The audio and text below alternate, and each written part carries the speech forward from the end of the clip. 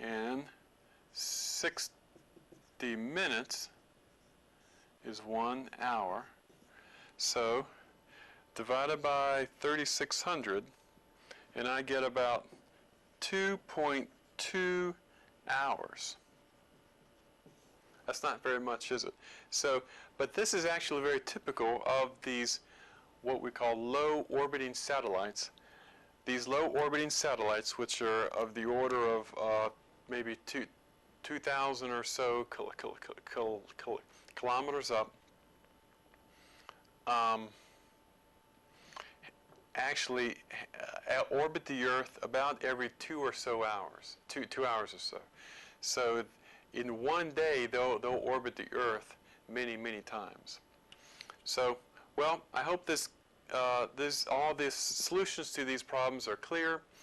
And if you have any problems, please let me know. Thank you.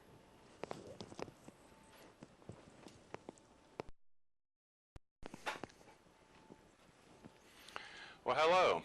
This is the overview of the labs for Chapter 7. Chapter 7 deals with rotational motion and Newton's law of gravitation. There are actually 2 labs that I'm going to actually go over right now. The first one is the one that's called Module 7 Physics Lab, Rotational Motion and Centripetal Force, and it looks like this. The second one is called HARC's Physics Lab Module 7, and it's all actually, it's what I call a numerical lab. A numerical lab, it's all just basically calculations. But let's go over this first lab. Rotational motion and centripetal force. There's about 8 pages or so, and it's broken up, the lab's broken up, there's a part A, then there's a part B, and then there's a part C, and part C is actually extra credit. We'll talk just a little bit about that. Oh, and there's a part D. Forgot about that. So actually, that part D is extra credit also. Okay, in part A, what we have is I have a little motorized gadget, and this is a motor, and it's connected to a wheel, and the wheel has a string on it, and I have a certain mass right here. And when I turn on the motor, the motor spins, and this wheel turns, and it loops the string around this circular disc, and this mass raises up. Okay, if I looked on this on end, this is a circular disc like this, and this disc has a certain radius. I'm going to make this just a little bit larger, make it easier to see. This disc here, I'll draw it over here, has a certain radius to it, R. At this, now I'm kind of looking on at the side of it, and there's a string. The string basically wraps around this disc. So at some point, the string is actually tied onto the disc, and so when this disc spins, it brings up with it this mass, and the string just simply loops around the disc. Okay. So I'm going to erase this first picture.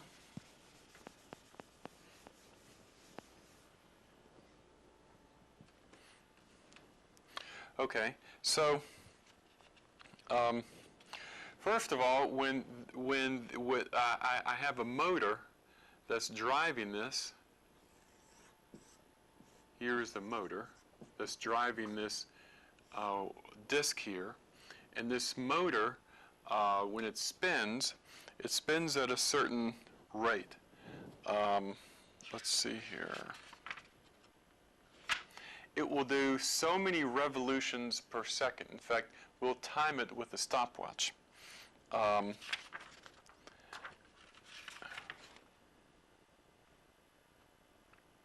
Okay, in fact, if you look on page 1 and 2, and then on page 3, the actual data is taken. This is a little experiment we're going to do actually in the lab, and the data is is actually recorded on page 3. Okay, and so if you look on page 3, one of the things we're going to do is we're going to measure the radius of this little wheel. Okay, and then we're going to take a stopwatch and we're going to measure the length of time it takes to make X number of revolutions. So this motor will make N revolutions in, I'll call it T total seconds. Okay, so we'll make N revolutions in T total seconds. Okay, so then if we make N revolutions divided by T total seconds, whatever that is, as an example, suppose N was 12, made 12 revolutions, and say it made that in 2.5 seconds. Okay, just as an example, it will be 12 revolutions in 2.5 seconds. Okay, revolutions per second, and that's a frequency. A frequency is so many revolutions per second. And so, as an example, if this were the data, the frequency would be 4.8 revolutions, or sometimes we say cycles per second. 4.8 cycles per second. Okay, then it asks for the period. The period is just a time for one revolution, is simply the reciprocal of the frequency. So cycles per second. 1 over this, the reciprocal of this is 0.21 seconds per cycle, or seconds. So it does one complete revolution in 0.21 seconds. Okay. The angular frequency we give the symbol omega is 2 pi f.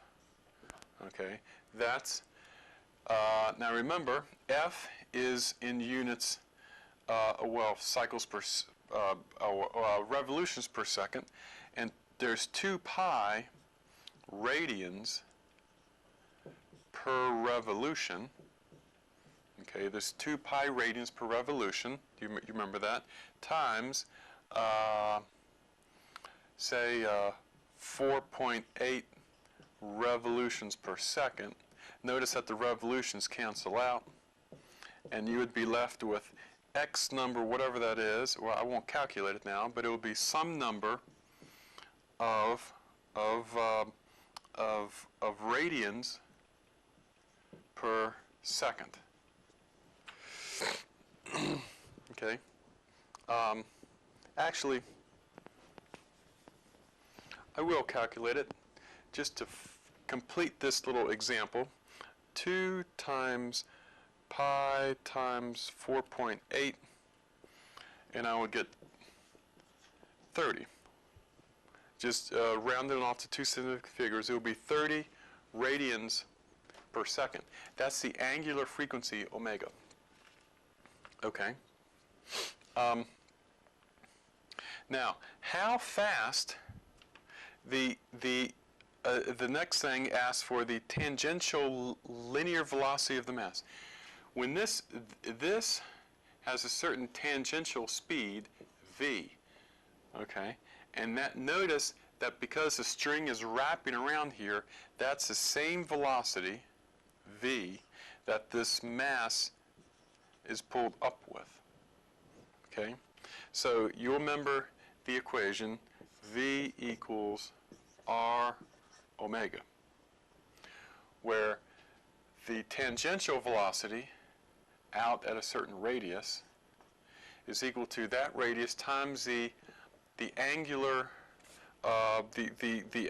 angular velocity or the angular frequency. Okay, so suppose this r, let's say the r is 5 centimeters, 0.5 meters. Just as an example, that would mean that the velocity, the tangential velocity of the wheel, of the outer wheel, but also the velocity that the mass goes up, is r omega, which is 0.05 meters times 30, 1 over seconds, or radians per second. And, well, that's 0.15 meters per second. 0.15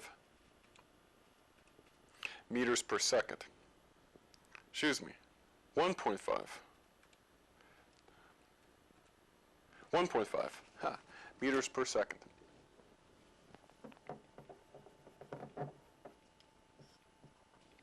Okay, 1.5 meters per second.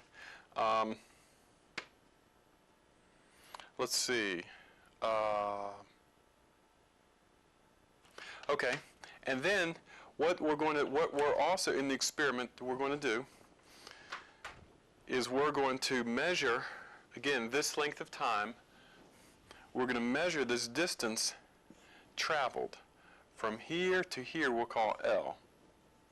Okay, so and we measure that distance, and we know what the total length of time is. So it took 2.5 seconds, as an example, to get from here to here. So that means that the velocity is the distance divided by the time. And so what we'll do is we have two methods of measuring what this velocity is. Method 1 and then method 2. And we're going to see these two same methods should agree. And part of the experiment is to see, do they actually agree? Okay. And now for question number, notice at the bottom of page 3, there's a question.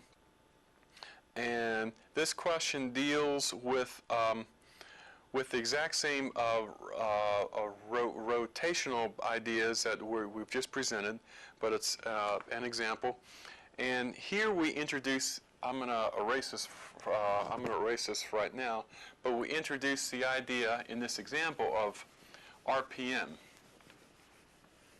which is if we say RPM, we know that as revolutions per minute. Okay, X number of revolutions per minute. So suppose we have F. Suppose F is 0.2 revolutions per second. Okay, and we wanted to convert that to RPM. All we do is we just multiply it by 60 seconds equals 1 minute. And this will convert it into X number of revolutions per minute, or RPM. Okay, so basically, if we take RPM is F times 60. Okay. You can use that, we will use that. Okay, now we're going to flip to page 4, and we're going to talk about part B of the lab.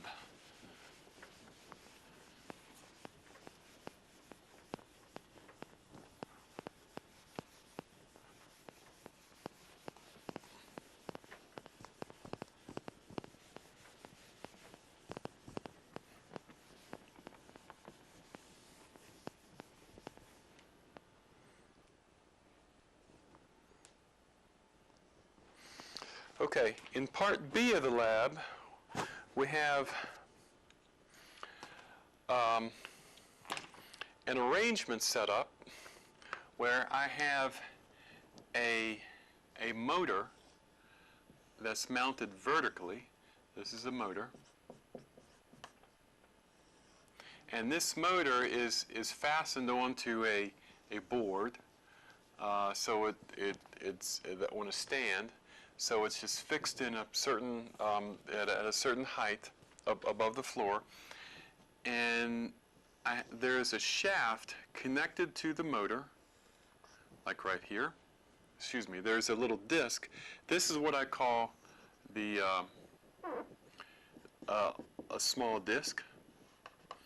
And attached to the disc with chains, actually, I have a hook, and I have a chain, 2 chains, and then I have a mass. 2 of them, the exact same length. There's 2 of them in order to have this balanced, to keep it balanced. And we're going to measure this mass M.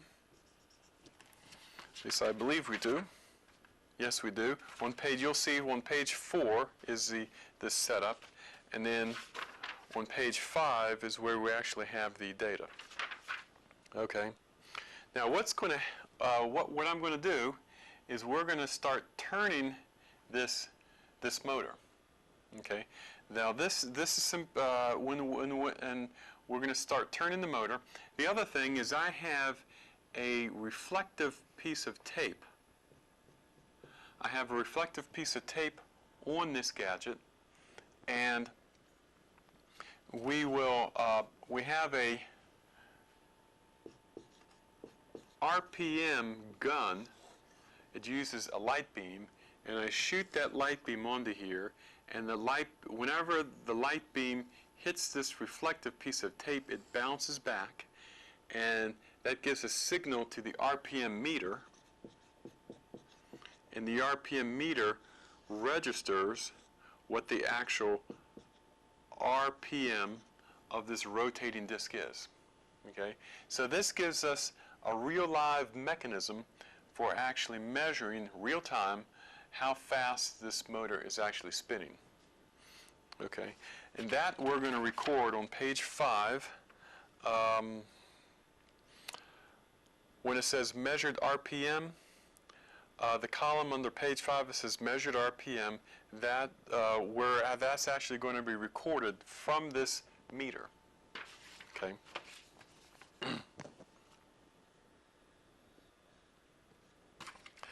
Okay. Let's see. Now, when we start spinning, I'm going to erase this right now.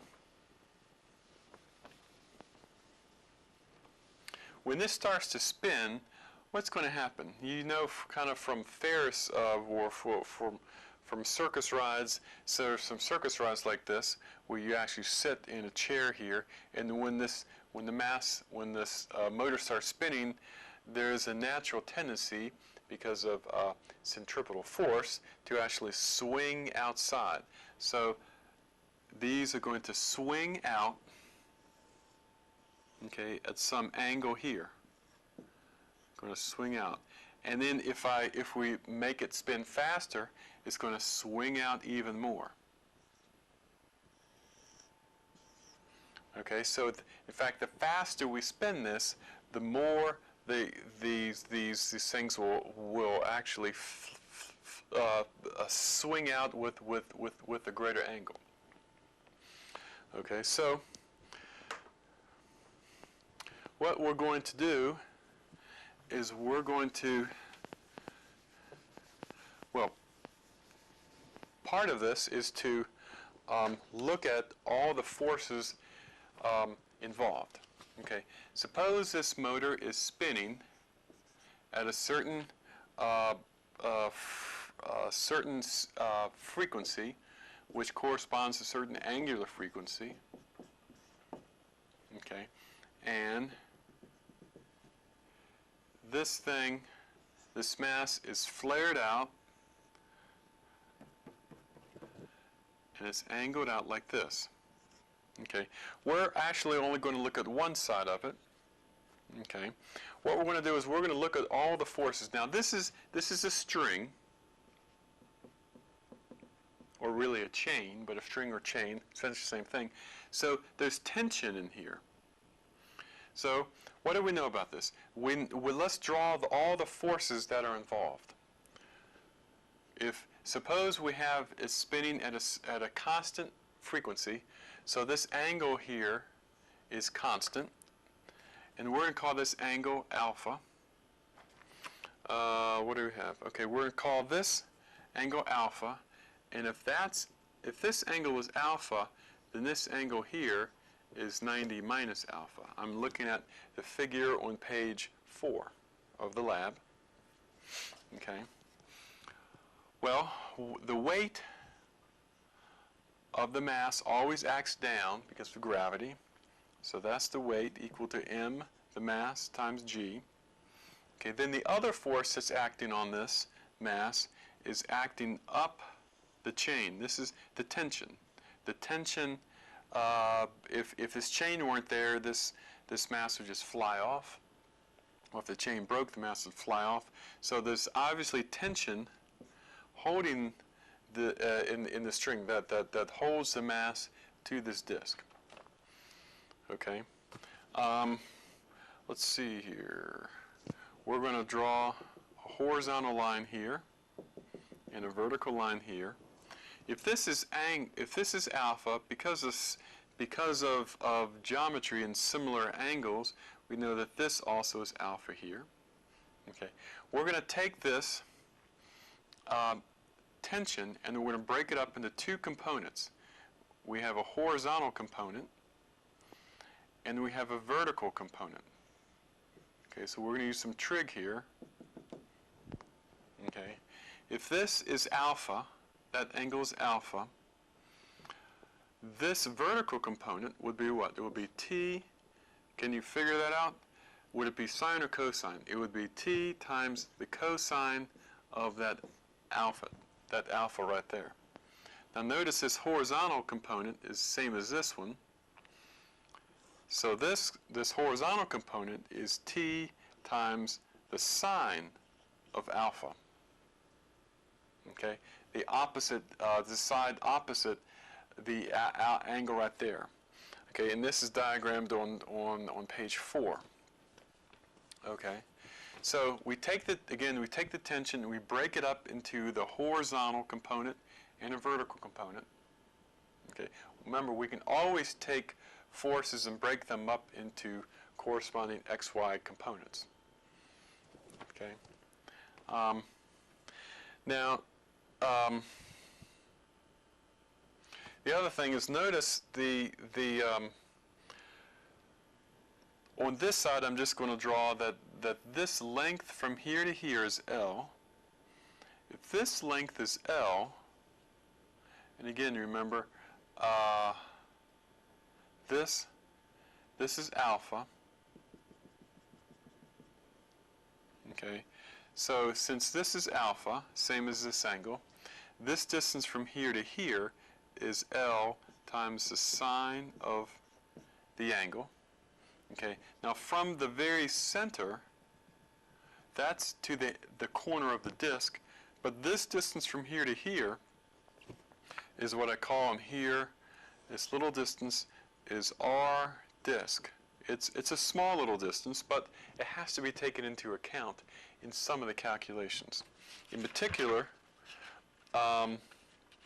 with regards to the extra credit derivation on part C. So don't forget all of this right here, but let's go back to here.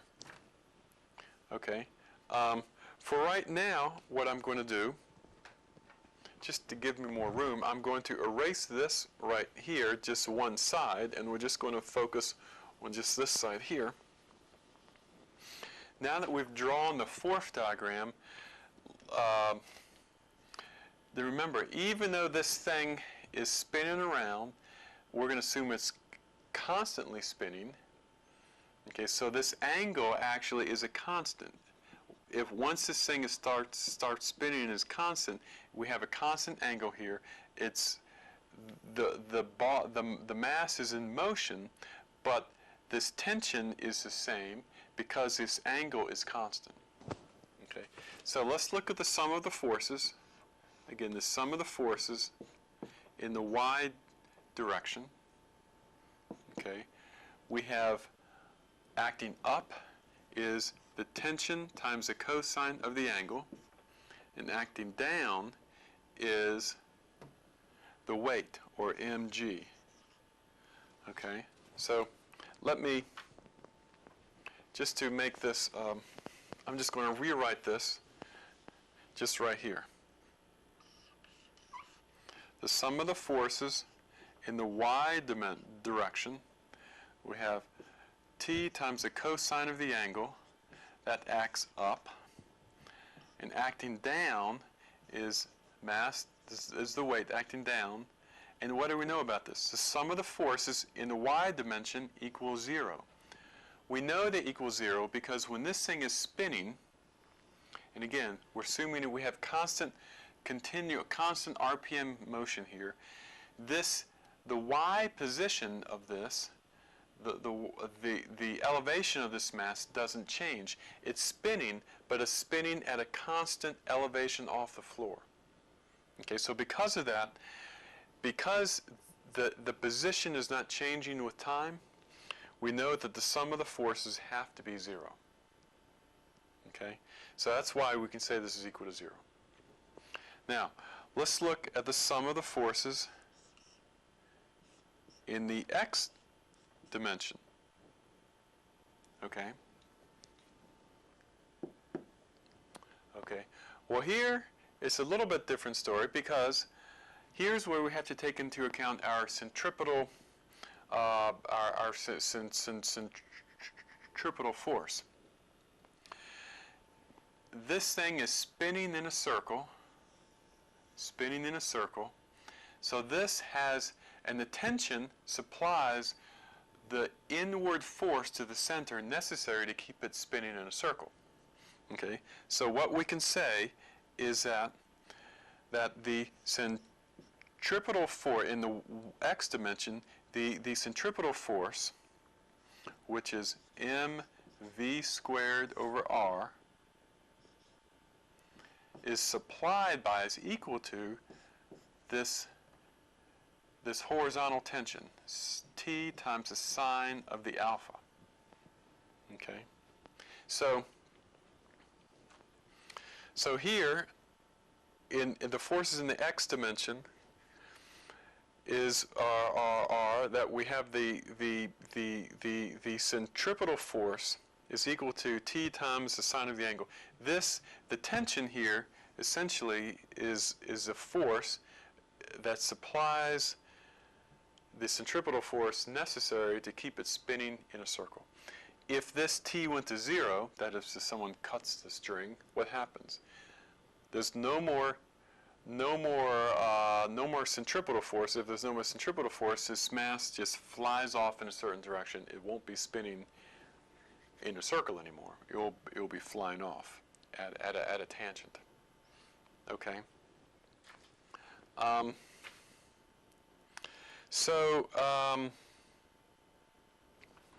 Okay. So what can we, let's see here.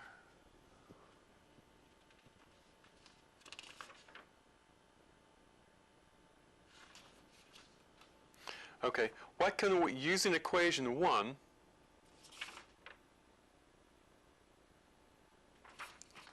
okay, what can we say about the tension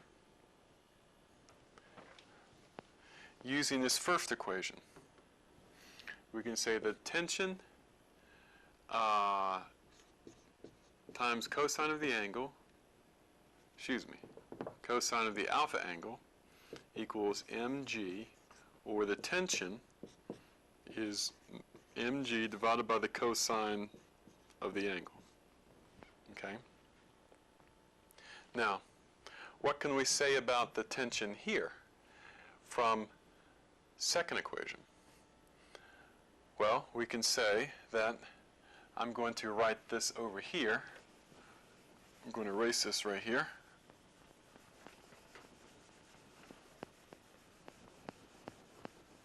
from the second equation, we can, if we divide by the sine of the angle, we can say that mv squared over r divided by the sine of the angle is also equal to the tension.